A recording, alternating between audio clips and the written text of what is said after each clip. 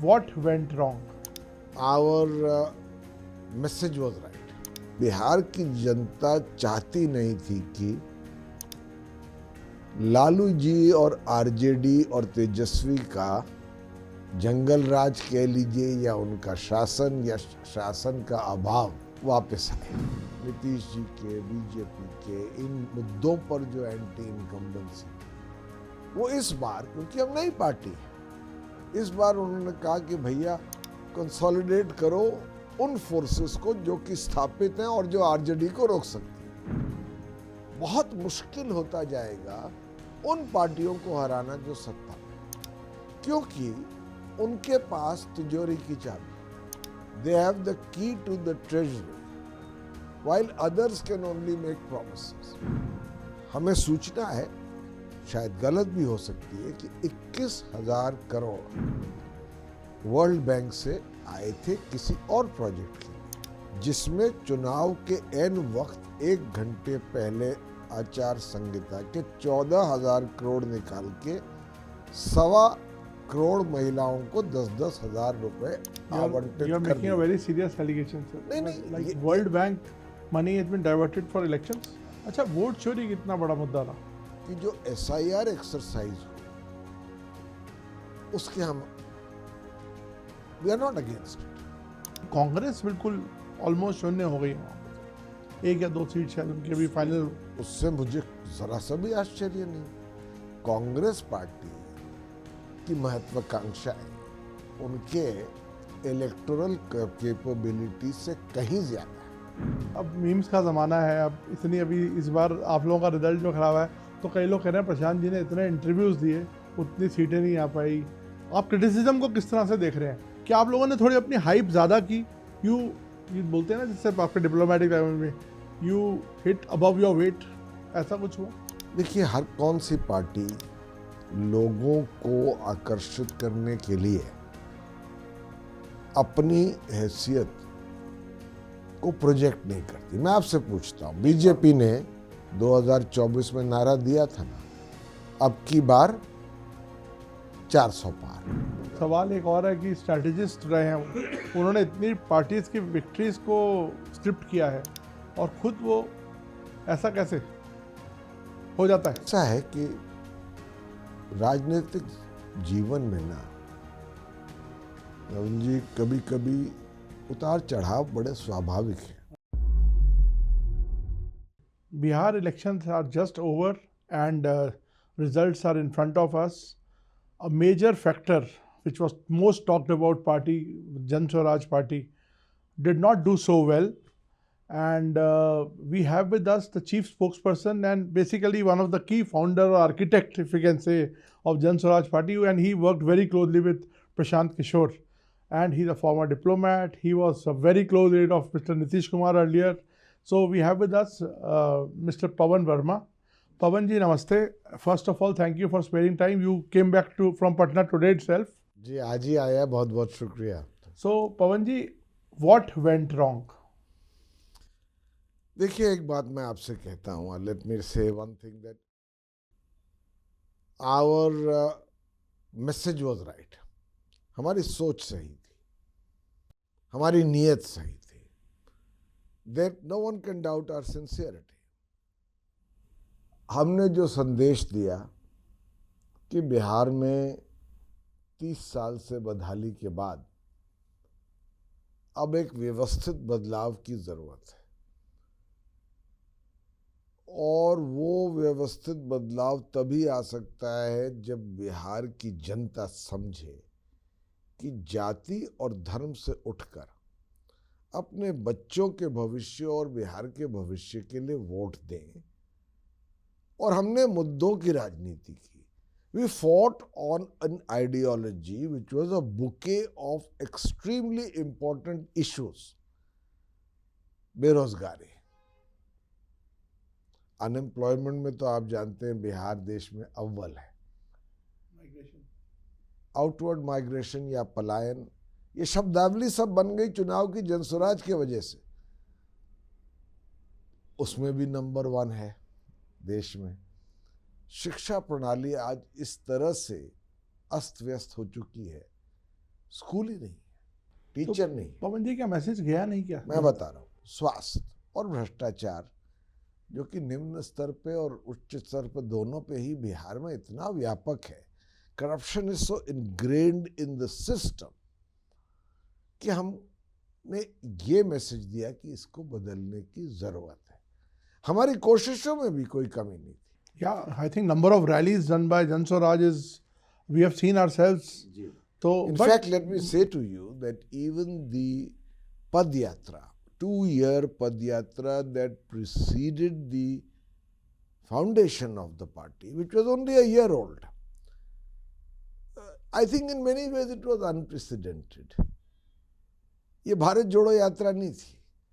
2 साल तक एक टेंट्स में रहते हुए गर्मी बरसात जाड़ा 4000 किलोमीटर चल के 5000 गांव जाना एक ही संदेश से, और ये संकल्प लेना, he took a vow, I will not sit in a car, I will not sit on a motorcycle, पैदल 15 से 18 किलोमीटर रोज चलना।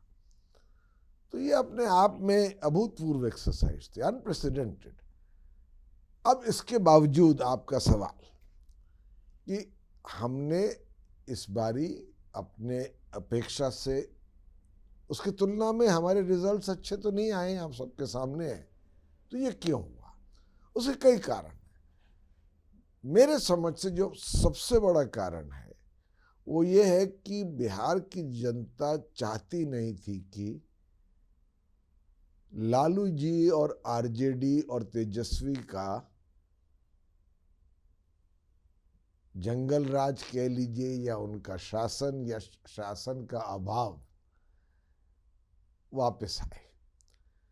तो जो एंटी इनकम्बेंसी थी डबल इंजन सरकार के खिलाफ, नीतीश जी के, बीजेपी के, इन मुद्दों पर जो एंटी इनकम्बेंसी थी, वो इस बार, क्योंकि हम नई पार्टी है, इस बार उन्होंने कहा कि भैया कंसोलिडेट करो उन फोर्सेस को जो कि स्थापित हैं और जो आरजेडी को रोक सकती है।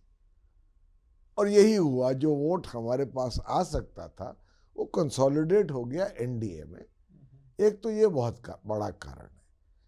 दूसरा कारण मैं समझता हूं कि, और मैं अपनी गलतियों पर, जिन पर हम विश्लेषण करेंगे, सोच विचार करेंगे, उनको ढांपने की कोशिश नहीं कर रहा हूं। I am not trying to give you an alibi for mistakes that we may have made. We are a new party. Yes, of course. पर देखिए, अब बहुत मुश्किल होता जाएगा उन पार्टियों को हराना जो सत्ता में।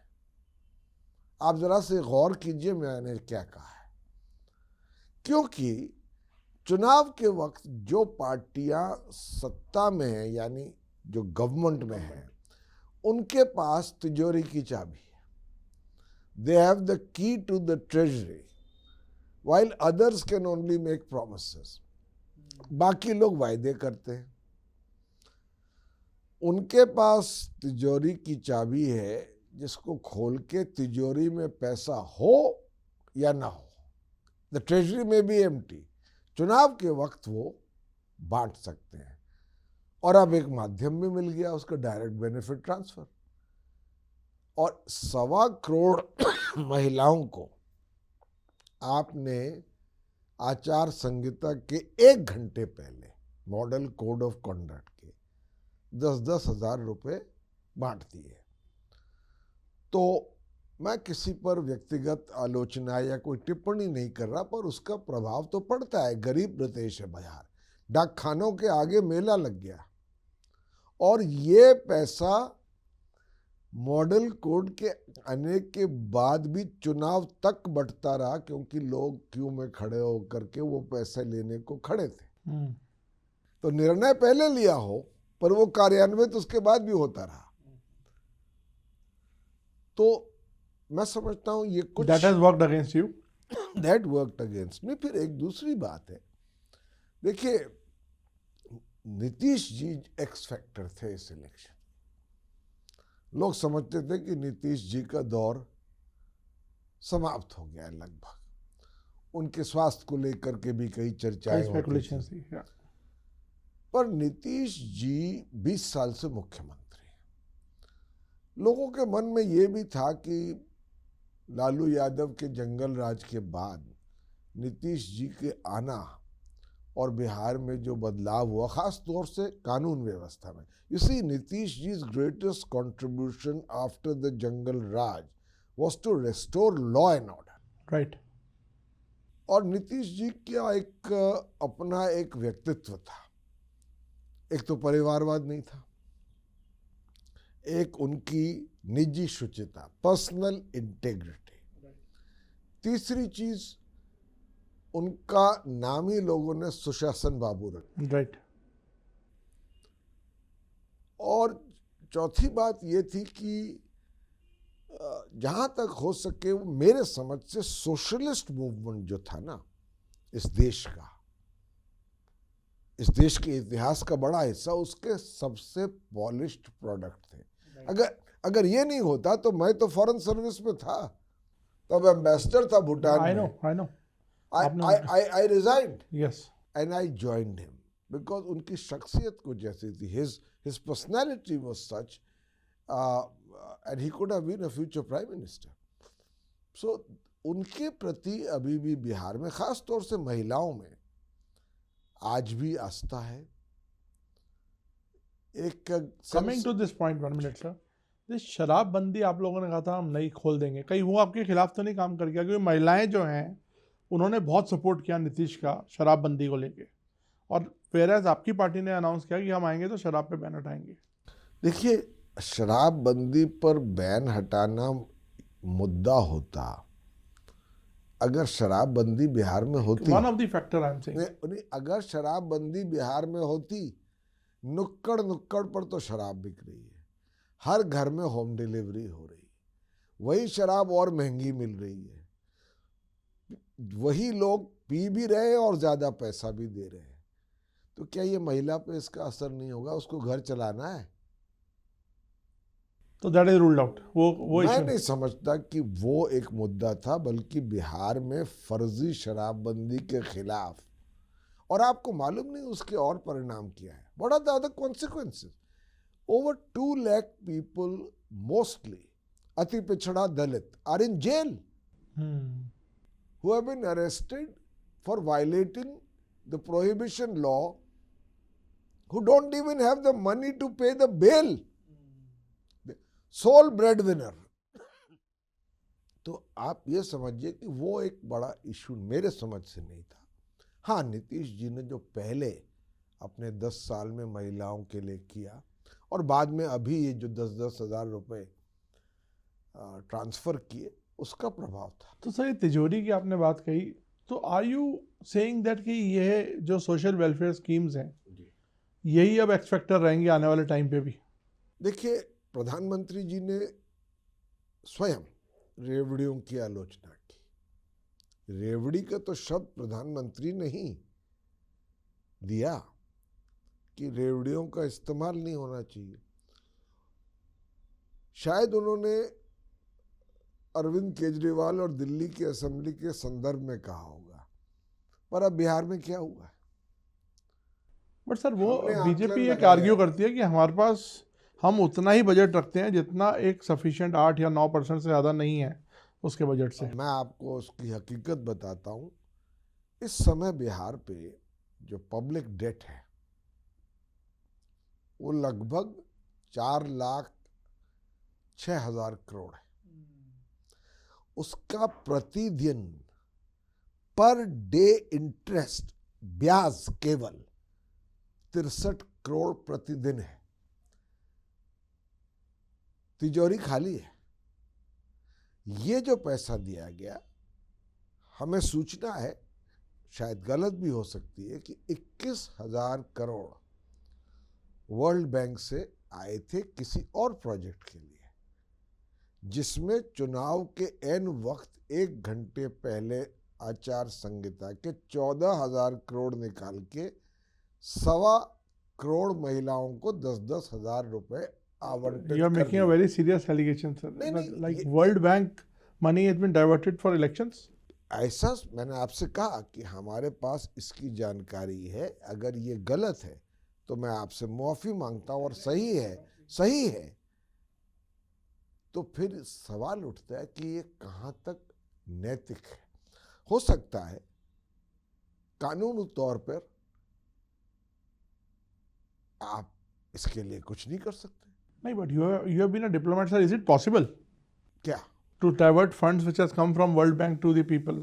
Like ये जो मैं तो आपको इस बात पर तो बिल्कुल पुष्टि से कह सकता हूँ, it's certainly possible. Governments can divert funds and later provide explanations.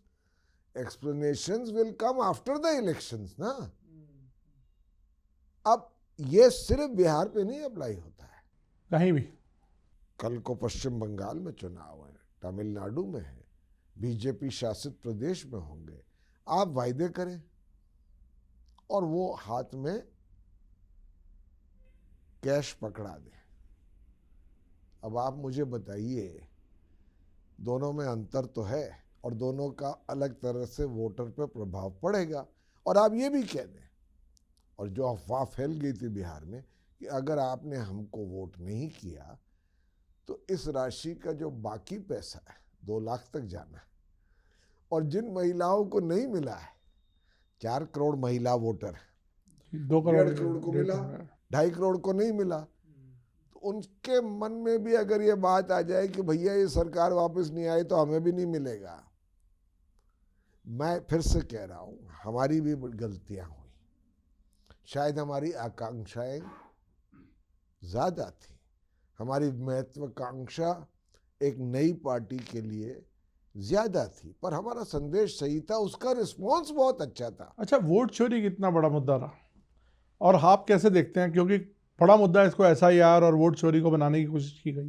देखिए, हमने शुरू से कहा कि जो एसआईआर एक्सरसाइज हुई उसके हम we are not against it, क्योंकि वोटर लिस्ट की शुद्धता सुनिश्चित करना चुनाव आयोग का काम है, वो अपना काम करे। हमने तो केवल ये कहा कि बिहार जैसे प्रदेश में जहां लगभग 8 करोड़ वोटर हैं, अगर आप ये एक्सरसाइज जून में शुरू करेंगे और चुनाव अक्टूबर के आखिर में है तो समय कम है, तो अफरा तफरी फैलेगी, कुछ लोगों के नाम छूटे जाएंगे, बाढ़ के बाद कुछ लोग तक आप पहुंच ही नहीं पाएंगे। आप फरवरी में शुरू कर सकते थे, पर बाद में हमने ये भी स्पष्ट किया कि सर्वोच्च न्यायालय के निर्णय के बाद जब आधार कार्ड को भी वैध बना दिया, you could use now the Aadhaar card, तो अब वोट चोरी मुद्दा नहीं रह गया है। तो what next for PK now sir? मेरे समझ से इस पर वो खुद जवाब देंगे। उन्होंने कई बार सार्वजनिक तौर से बिहार के प्रति अपनी प्रतिबद्धता की बात की है कि मेरी ये कर्मभूमि भी है, जन्मभूमि भी है, और मैं जब तक बिहार में उस तरह का परिवर्तन न ले आऊं, मैं इस प्रयास को जारी रखूंगा। किस तरह से? क्योंकि आसान काम नहीं है नई पार्टियों का स्थापित पार्टियों के साथ मुकाबला करना। किस तरह से और कैसे मैं ये कह नहीं सकता। अभी तो चुनाव के परिणाम आए, कुछ पार्टी सोचेगी, कुछ वो भी इसका जवाब देंगे, पर जो मैं जानता हूं, मैंने आपकी उनसे बात हुई उसके बाद? नहीं, हमारी बात तो हुई। मैं तो क्या डिसअपॉइंटेड है काफी? नहीं, हम लोग सब आश्चर्यचकित भी हैं, क्योंकि इतना बड़ा मैंडेट। मैं उसका कारण बताता हूं। पद यात्रा के दौरान और बदलाव यात्रा के दौरान आप किसी भी ऑब्जेक्टिव जर्नलिस्ट से पूछ लीजिए, एक जन सैलाब स्वतः आता था, एक उत्साह और एक उमंग था हमारे एजेंडा के प्रति और प्रशांत किशोर के लिए। अब उसकी तब्दीली सीटों में नहीं हुई और हमारे को वोट परसेंटेज इतना कम मिला, इससे हम आश्चर्यचकित भी हैं, क्योंकि हमारे मुद्दे प्रासंगिक हैं। ये बिहार की हकीकत इनफैक्ट है। कई जेडीयू लीडर्स ने, जैसे हर्ष जी ने बोला खुद कि उन्होंने बोला कि आपके जो मुद्दे हैं वो पुरानी पार्टियों ने नहीं उठाए। आपको आपको सुन के शायद ये अचरज होगा कि हमारे ही मुद्दे बाद में चुनाव के विषय बनते चले गए। यहाँ तक कि आदरणीय प्रधानमंत्री ने अपने एक सार्वजनिक भाषण में कहा कि अपने बच्चों के भविष्य को देखते हुए वोट कीजिए। ये तो जन स्वराज की सीधी सीधी लाइन थी। तो ये तो उनका बड़ा बट लड़ाई जारी रहेगी। हाँ, लड़ाई जारी रहेगी। और किस तरह से किस रणनीति के तहत इन चीज़ों पर प्रशांत किशोर जी खुद ही अपने विचार साझा करेंगे लोगों के साथ। मैं ये जानता हूँ कि कोशिश में कमी नहीं, सोच हमारी सही, नियत सही, परिणाम हमारी अपेक्षा के अनुकूल नहीं है, वो सत्य है। सर एक और इल्ज़ाम हमेशा लगता है कि प्रशांत किशोर हमेशा टीम बी की तरह काम करते हैं, बीजेपी की। अभी देखिए आपका वोट शेयर जो था वो ज़्यादातर फ़ायदा जो कट हुआ वो महागठबंधन का हुआ और फ़ायदा हुआ एनडीए को। भाई अगर वो टीम बी है तो बीजेपी की टॉलरेंस की तो मैं तो दाद देता हूँ।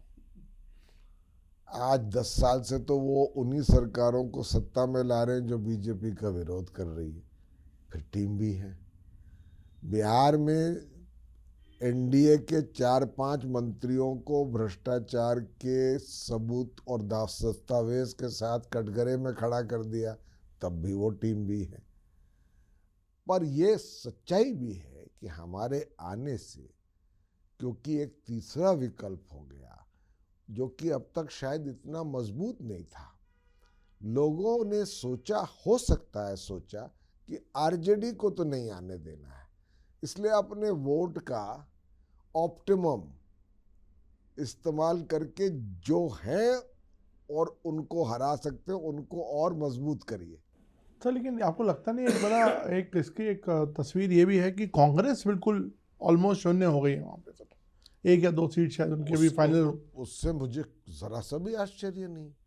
कांग्रेस पार्टी की महत्वाकांक्षाएं उनके इलेक्टोरल कैपेबिलिटी से कहीं ज्यादा है और उनको एक बेसिक बात तो समझ ही नहीं आती कि फैंटेसी यानी सपने के अलावा फर्स्ट फ्लोर किसी घर का बन नहीं सकता जब तक बुनियाद ना हो।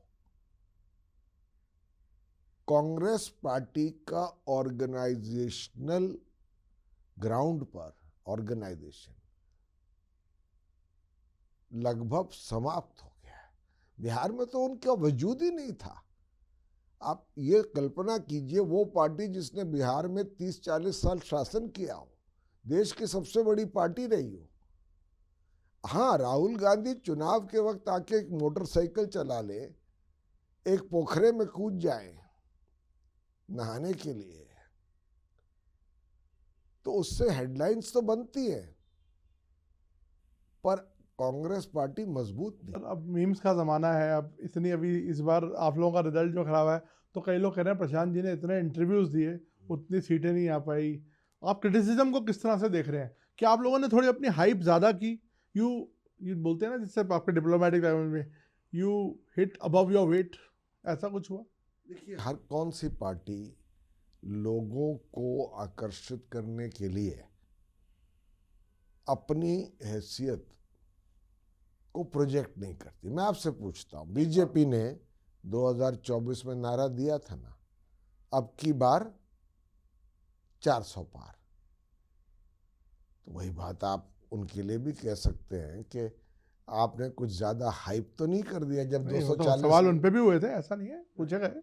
उस पर हम पे हो सकते हैं, पर हमें यकीन और विश्वास था कि जो हम मुद्दे उठा रहे हैं वो सही हैं। जन सैलाब भी लगता था कि हमारे साथ में, वोट नहीं आए। सवाल एक और है कि स्ट्रैटेजिस्ट रहे हैं वो, उन्होंने इतनी पार्टीज की विक्ट्रीज को स्क्रिप्ट किया है और खुद वो, ऐसा कैसे हो जाता है? ऐसा है कि राजनीतिक जीवन में ना नवीन जी, कभी कभी उतार चढ़ाव बड़े स्वाभाविक हैं। मैं आपको एक मिसाल देता हूं इंटरव्यू के समाप्त होने के पहले। 2014 में नीतीश जी, जिनको 2010 की असेंबली में उनकी पार्टी को अकेले 115 सीट मिली थी, मेजॉरिटी मार्की 122 था, राइट। और बीजेपी को 91 सीट मिली। वो नीतीश कुमार 2014 में लोकसभा का चुनाव लड़ते हैं। संयोग से by coincidence I was the first person to meet him after the results came out, और वर क्लियर। मैं उनके घर पे ही बैठा था। जेडीयू को 2 सीट आई 40 में से, वाइप आउट हो गई। नीतीश जी ने त्याग पत्र दिया, मॉरल रिस्पॉन्सिबिलिटी लेते हुए जीतन राम मांझी मुख्यमंत्री बने। ये तो सब इतिहास है, आप जानते हैं। वही नीतीश कुमार इसी गर्ज से 2015 में मुख्यमंत्री बने। राजनीति है सर, उतार चढ़ाव होते हैं। चलिए इसी नोट पे sir, thank you so much, आपने खुल के हर मुद्दे पर हमसे बातचीत की। Thank you so much. Lovely talking to you sir, thank you.